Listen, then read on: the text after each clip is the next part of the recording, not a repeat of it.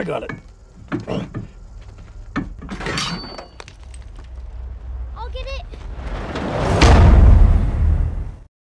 Annabelle?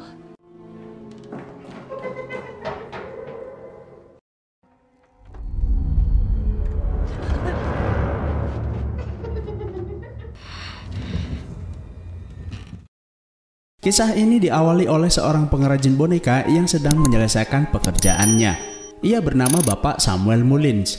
Karya miliknya adalah salah satu yang terbaik dan disukai banyak orang. Saat ini, ia sedang membuat sebuah boneka edisi terbatas yang nantinya akan kita kenal sebagai boneka terkutuk Annabelle. Sesuai dengan judulnya, film ini menceritakan sejarah bagaimana boneka terkutuk itu lahir. Film ini dirilis pada tahun 2017 dan merupakan prequel dari film sebelumnya yang berjudul Annabelle yang dirilis pada tahun 2014. Jadi bisa dibilang ini adalah film mundur. Saat sedang menyelesaikan pekerjaannya, tiba-tiba ada seseorang datang menyelipkan selembar kertas di bawah pintu. Kertas itu bertuliskan "Find Me". Bapak Mullins kemudian masuk ke rumahnya. Di sana ia juga menemukan selembar kertas lainnya bertuliskan "Closer". Ia melihat ada seseorang bersembunyi di balik tirai. Kemudian ia menulis sesuatu dan menaruhnya di sebuah tempat. Ada seorang anak kecil keluar dari sana mengambilnya. Lalu dari belakang Bapak Mullins mengagetkannya dan bercanda dengannya. Gadis kecil imut ini bernama Annabelle dan biasa dipanggil dengan nama B. Saat ini Bapak Mullins bersama keluarga kecilnya tinggal di sebuah rumah besar di sebuah desa terpencil. B kecil juga memiliki kebiasaan mendengarkan sebuah musik saat hendak tidur. Keesokan harinya, sepulang dari kota, perjalanan mereka terhenti karena ban mobilnya kempes. Bapak Mullins sepertinya kesulitan mencopotnya. Ia menarik roda itu dengan keras dan membuat sebuah baut terlempar ke tengah jalan. B melihat itu lalu berlari mengambilnya. Tanpa sengaja, ada sebuah mobil lewat menabraknya dan membuat mereka kehilangan Annabelle untuk selamanya. 12 tahun berlalu sejak kejadian tersebut. Mereka tidak ingin terus larut dalam kesedihan dan memperbolehkan rumahnya untuk ditinggali para yatim piatu. Singkat cerita, ada 6 orang anak ditemani seorang suster yang akan tinggal di sana. Pendeta yang mengantarnya mengatakan kalau di rumah itu hanya ada Bapak Mullins dan istrinya. Namun istrinya saat ini sedang sakit-sakitan dan mereka harus mau membantunya jika dibutuhkan. Setelah sampai, mereka disambut oleh Bapak Mullins. Anak-anak itu terlihat senang karena rumah itu sangat besar. Anak gadis ini bernama Janice. Ia adalah anak penyandang disabilitas. Meski begitu, suster meyakinkan kalau ia tidak akan menjadi beban di rumah itu. Kemudian, Pak Pendeta meminta Bapak Mullins untuk mengantar anak-anak itu, sementara ia mengambil barang-barang mereka. Di dalam rumah, Bapak Mullins akan menunjukkan kamar mereka yang berada di lantai 2. Namun Janice meminta untuk tinggal di bawah saja karena ia akan kesulitan jika harus naik tangga. Kemudian Bapak Mullins menurunkan sebuah kursi lift yang ia buat khusus untuk istrinya. Ia menunjukkan bagaimana alat itu bekerja dan mengatakan kalau Janice bebas menggunakannya. Setelah sampai di atas, ia mendengar seperti ada suara langkah kaki seseorang di sana. Namun perhatiannya teralihkan saat teman-temannya menyusulnya ke atas. Kemudian Janice menemukan ada sebuah kamar yang memiliki 4 ranjang. Lalu kedua temannya ikut masuk ke sana dan mengatakan kalau mereka memilih kamar itu. Tentu saja dengan kedua temannya yang lain. Janice mengalah dan memilih untuk mencari kamar lain. Kemudian ia menemukan ada sebuah pintu kamar lalu mendatanginya. Saat hendak membuka pintu, Bapak Mullins mencegahnya. Ia berkata pintu ini terkunci dan tidak boleh ada yang masuk. Lalu seorang temannya memanggilnya dari sebuah kamar dan memintanya ke sana. Gadis kecil ini bernama Linda. Ia adalah teman dekat Janice. Linda meminta Janice untuk sekamar dengannya dan dengan senang hati Janice menerimanya. Suster Charlotte juga terlihat asik membereskan barang-barang miliknya. Tiba-tiba sebuah lift kecil di belakangnya bergerak dan halaman buku di sampingnya membalik sendiri. Ia merasa ada sesuatu di dalam lift itu lalu memeriksanya. Ia menarik tali itu namun tidak menemukan apa-apa di sana, kemudian menutupnya. Lalu pintu itu terbuka sendiri dan membuatnya terkejut. Saat yang bersamaan, Nancy datang mengagetkannya dan mengatakan kalau mereka akan berkeliling rumah untuk melihat-lihat. Linda yang melihatnya juga ingin berkeliling dan mengajak Janice untuk ikut bersamanya. Sepertinya Janice ingin istirahat saja. Linda pun membatalkan niatnya dan memilih untuk menemaninya. Namun Janice tak mempermasalahkannya dan menyuruhnya pergi berkeliling. Saat ia sedang melihat teman-temannya dari balik jendela, tiba-tiba ada sosok anak kecil muncul dari balik pintu mendekatinya. Ia mendengar suara pintu itu bergerak dan berjalan ke arahnya. Namun entah bagaimana bisa, tongkat bantu miliknya ada di depannya dan menghentikan langkahnya. Malam harinya, mereka berkumpul untuk makan malam bersama. Saat berdoa, mereka mendengar ada suara lonceng berbunyi dan terus berbunyi sampai mereka selesai berdoa. Ternyata itu adalah sinyal dari Nyonya Mullins memanggil bantuan. Seorang anak bernama Carol berdiri lalu mengintipnya. Namun Bapak Mullins segera menutup pintu kamar. Suster Charlotte memintanya duduk dan mengatakan jangan suka mengintip. Tiba-tiba lampu di ruangan itu berkedip-kedip seolah ada sesuatu mengerjai mereka. Malam itu, Janice gelisah dalam tidurnya. Ia mendengar ada suara langkah kaki di depan pintu dan menemukan selembar kertas bertuliskan "Find Me". Ia pun segera keluar untuk mencari siapa yang melakukannya. Kemudian di depan pintu kamar rahasia itu keluar lagi sebuah kertas bertuliskan "Di dalam sini". Pintu yang seharusnya terkunci itu tiba-tiba bisa dibuka dan ia masuk ke dalam kamar itu. Di dalam kamar itu terdapat banyak mainan dan sepertinya kamar milik seorang anak gadis. Ia juga menemukan ada sebuah miniatur kamar tersebut. Perhatiannya tertuju pada sebuah lemari kecil berwarna pink di dalam miniatur itu lalu membukanya. Janice menemukan ada sebuah anak kunci lalu mengambilnya. Tepat di sampingnya, ia melihat ada sebuah lemari yang mirip dengan miniatur itu. Lalu menggunakan kunci yang ia temukan, ia membukanya. Janice menemukan ada sebuah boneka menyeramkan lalu menutupnya kembali. Tiba-tiba lemari itu terbuka sendiri. Janice pun segera menutupnya dan menguncinya. Meskipun telah menguncinya, pintu itu terbuka kembali. Janice kemudian mengambil kain di sampingnya dan menutup boneka itu. Kemudian di luar rumah, sepertinya Bapak Mullins menyadari ada seseorang di dalam kamar itu dan segera berlari. Saat Janice membalikkan badannya, tiba-tiba ia dikejutkan dengan sosok tertutup kain mendekatinya. Kemudian sosok di dalam kain itu lenyap begitu saja. Janice pun segera keluar dari kamar itu dan mendengar Bapak Mullins naik ke atas. Anehnya, pintu kamar itu sudah tertutup rapat dan Janice segera pergi ke kamar tidurnya. Keesokan harinya, para anak-anak itu bermain di sebuah sumur. Mereka sedang membicarakan Nyonya Mullins yang suka menggunakan topeng boneka di wajahnya. Lalu Linda menegur dan menasihatinya. Tampaknya mereka tidak senang dan mengajak Linda bermain peta umpet. Carol meminta Linda segera pergi untuk bersembunyi. Sebenarnya teman-temannya ini hanya mengerjainya saja supaya Linda pergi dari sana. Linda pun masuk ke dalam rumah untuk mencari tempat persembunyian. Lalu di bawah tangga, Linda melihat ada sebuah ruangan lalu masuk ke dalamnya. Sementara itu, teman-teman yang lain bukannya mencari Linda, tapi malah asik bermain melihat-lihat di bekas tempat kerja milik Bapak Mullins. Di bawah ruang tangga itu, Linda menemukan boneka iblis itu sedang duduk di sana. Ia berusaha mendekatinya, tiba-tiba boneka itu menghilang di balik kegelapan. Hal itu membuatnya terkejut lalu terjatuh keluar. Di malam harinya, Nancy dan Carol bercanda tentang sosok Nyonya Mullins yang seram dari balik selimut. Mereka mengatakan kalau ia akan datang meneror lalu memakan mereka. Tiba-tiba, senter yang mereka gunakan mati dan terdengar ada suara lonceng. Di kamar yang gelap itu, mereka melihat sosok seram mendekati mereka kemudian menghilang. Tiba-tiba, sosok itu membuka selimut dan membuat mereka terkejut setengah mati. Suster dan Bapak Mullins kemudian masuk ke kamar mereka dan menanyakan apa yang terjadi. Carol mengatakan kalau Nyonya Mullins tadi berada di kamar mereka. Ia meyakinkan suster karena mereka mendengar ada suara lonceng. Bapak Mullins kemudian berkata kalau istrinya sudah lama tidak bisa berjalan, jadi tidak mungkin ia di sana. Keesokan harinya, Nancy dan Carol menjadi pendiam.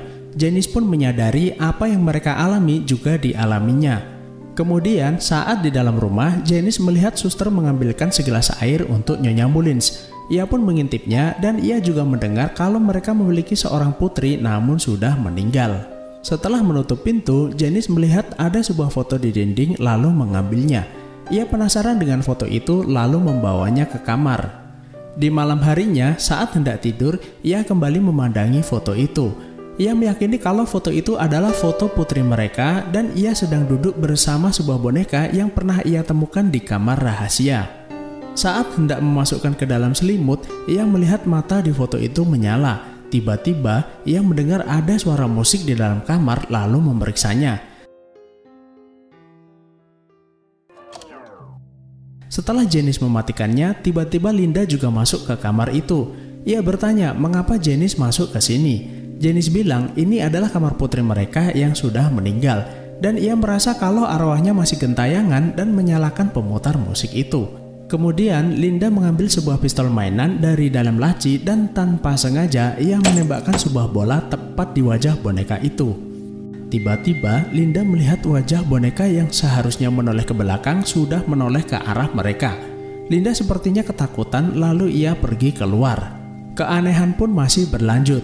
Janice melihat ada boneka unyil di depannya bergerak sendiri lalu mengambilnya. Ternyata tidak ada siapapun yang sedang memainkannya. Tiba-tiba lampu miniatur itu menyala sendiri. Ia menghampirinya dan melihat ada seorang anak kecil di depannya. Lalu anak kecil itu berbalik arah dan Janice menghampirinya. Tiba-tiba wajah anak itu berubah menjadi iblis kemudian menyerang Janice.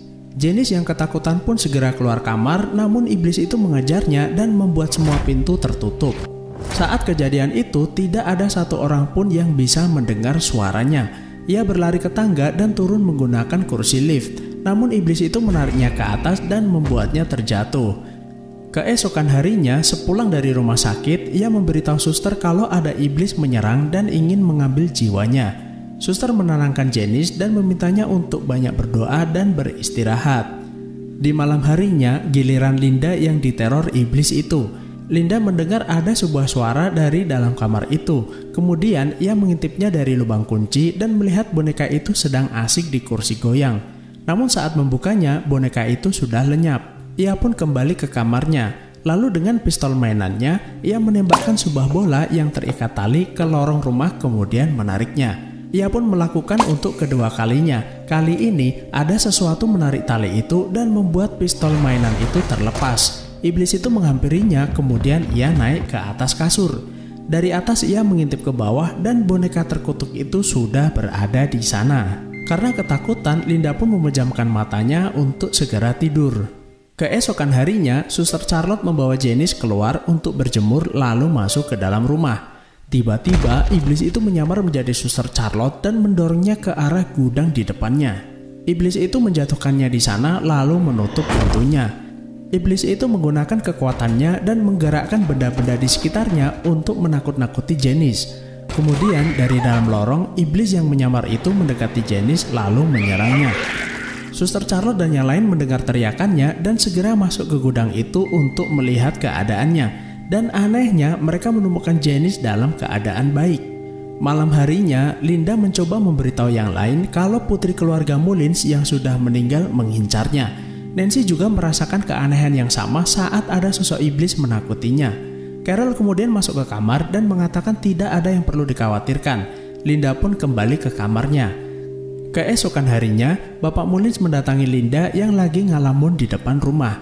Linda mengatakan kalau Janice masuk ke dalam kamar itu dan menemukan ada sebuah boneka bergaun putih. Selain itu, Janice juga melihat arwah putri mereka.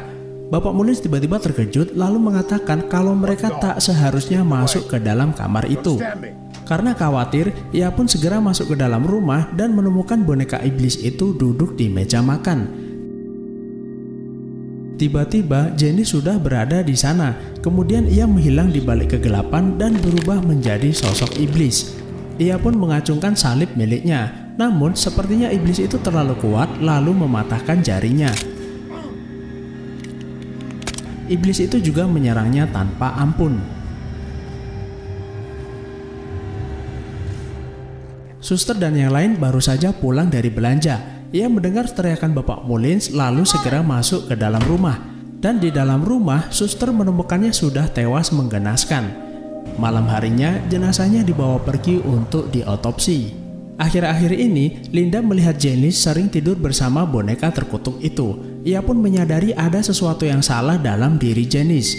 Ia mengambil boneka itu lalu membawanya keluar. Suster Charlotte melihatnya kemudian menyusulnya keluar.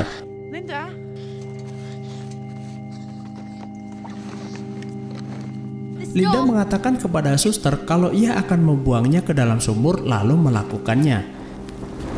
Saat hendak kembali, ia mendengar ada suara di dalam sumur kemudian memeriksanya. Tiba-tiba iblis itu menariknya ke bawah. Beruntung suster berhasil menyelamatkannya. Mereka segera berlari untuk segera masuk ke dalam rumah. Kemudian Linda mendatangi Janice yang ternyata boneka iblis itu sudah kembali ke sana. Janice sepertinya menghilang. Lalu suster membawa boneka itu ke kamar Nyonya Mullins untuk minta penjelasan. Nah, di bagian inilah saya akan jelasin ke kalian bagaimana awal mula boneka iblis terkutuk ini lahir.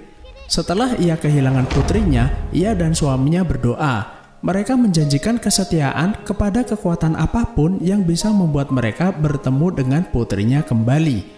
Namun, diam-diam ada iblis terkutuk mendengar doa mereka. Hingga pada suatu hari, alat pemutar musik milik putrinya menyala sendiri. Mereka langsung menyadari kehadiran putrinya. Lalu ia meminta izin untuk masuk ke dalam boneka agar bisa tinggal bersama mereka untuk selamanya. Dan mereka pun mengizinkannya.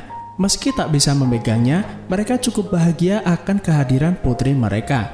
Sampai pada akhirnya ia menyadari kalau sosok itu bukanlah Annabelle melainkan iblis. Kemudian Nyonya Mullins mendatangi kamar putrinya. Ia melihat Bi palsu sedang asik bermain. Tiba-tiba Bi berubah menjadi iblis lalu menyerangnya.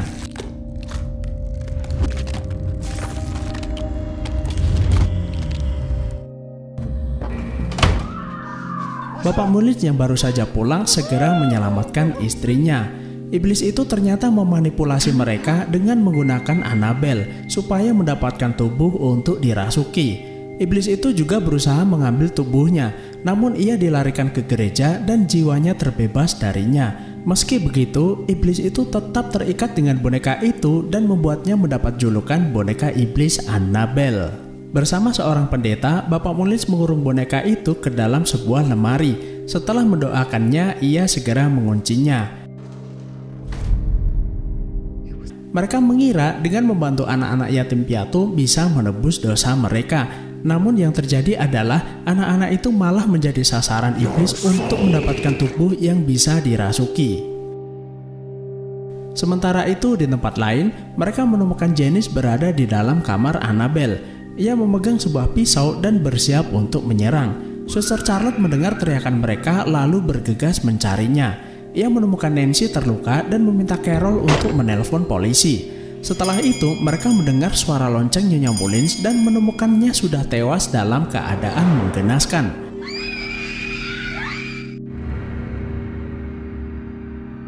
Sementara itu, suster yang sedang mencari Linda tanpa ia sadari sudah diikuti Janice. Suster kemudian membaca sebuah doa, namun iblis itu dengan kekuatannya membuat suster melayang dan melemparnya ke arah dinding. Anak-anak itu segera kabur, namun Linda terjatuh dan iblis itu menyeretnya ke dalam. Di luar rumah, anak-anak yang lain naik ke sebuah mobil berusaha pergi dari sana. Namun sepertinya mobil itu tidak dapat menyala. Mereka segera keluar dari mobil itu dan berlari ke arah gudang untuk bersembunyi. Tiba-tiba pintu gudang itu menutup sendiri. Carol yang keburu masuk pun terjebak di dalamnya. Di sana, ia melihat orang-orangan sawah di depannya perlahan-lahan bergerak dan berubah menjadi sosok iblis.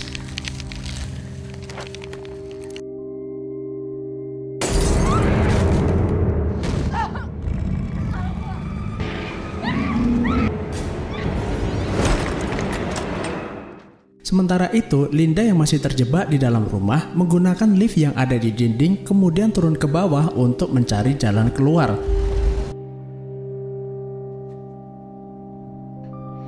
Namun, di bawah malah ada iblis yang sudah menunggunya. Ia pun kembali masuk ke dalam lift kemudian naik ke atas. Dan saat hendak turun ke bawah, Jenny sudah menunggunya di lantai bawah. Ia pun masuk ke dalam kamar Annabelle lalu bersembunyi ke dalam lemari. Gak lama kemudian, Janice menemukan tempat persembunyiannya lalu menyerangnya. Suster Charlotte yang sudah sadar menyelamatkannya lalu mengurung Janice ke dalam lemari. Iblis yang berada di dalam tubuhnya mengamuk.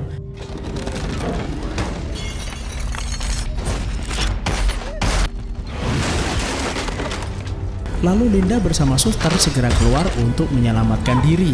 Sementara itu, Carol juga berhasil diselamatkan oleh Nancy dan mengeluarkannya dari dalam gudang. Akhirnya, mereka semua berhasil selamat dari amukan iblis itu.